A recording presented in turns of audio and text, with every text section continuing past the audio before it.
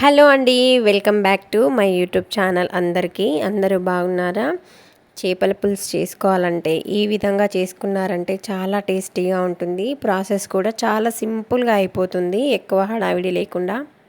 ముందుగానైతే చేపల్ని తీసుకొని ఈ విధంగా ఫస్ట్ క్లీన్ చేసుకోవాలన్నమాట. వాటర్తోని కర్రీ వండుకునేటప్పుడు కొంచెం ఉప్పుతో మంచిగా క్లీన్ చేసుకోవాలి. అలాగే కొంచెం నిమ్మకాయ పిండుకొని క్లీన్ చేసుకుంటే ఇంకా స్మెల్ రాకుండా ఉంటుంది.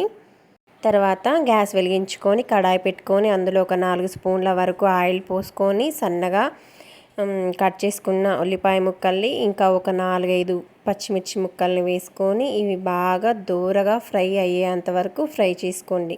ఆ తర్వాత ఇందులోనే కొంచెం పసుపు వేసుకొని బాగా ఫ్రై చేసుకోండి, పచ్చి వాసన పోయేంత వరకు.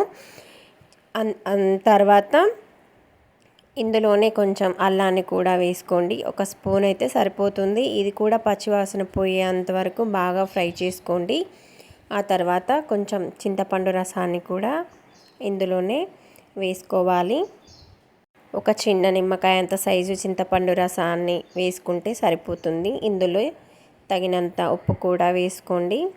ఆ తర్వాత కొంచెం బాగా కలుపుకున్న తర్వాత ఒక 2-3 స్పూన్ల వరకు మీ రుచికి తగ్గట్టు కారాన్ని కూడా వేసుకొని కలిపేసుకోండి మొత్తం కలిసేటట్టుగా. ఇందులోనే కొబ్బరి పొడి, మెంతి పొడి, జీలకర్ర పొడి, ఆవాల పొడి వేసుకొని బాగా గ్రైండ్ చేసుకొని వేసుకోవాలన్నమాట.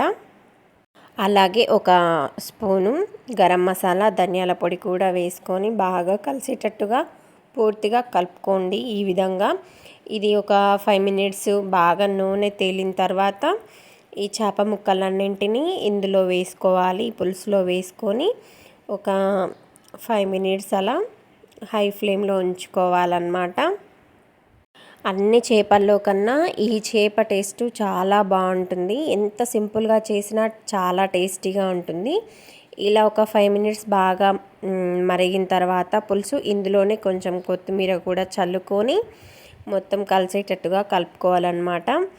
అలాగే మూత పెట్టుకొని ఒక 5 మినిట్స్ ఇలా ఉంచుకుంటే సిమ్లోనే చాలా టేస్టీ ఫిష్ కర్రీ అయితే రెడీ అయిపోతుంది.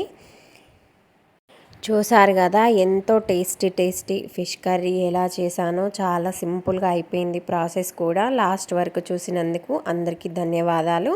ప్లీజ్ లైక్ చేయండి, సబ్స్క్రైబ్ చేసుకోండి.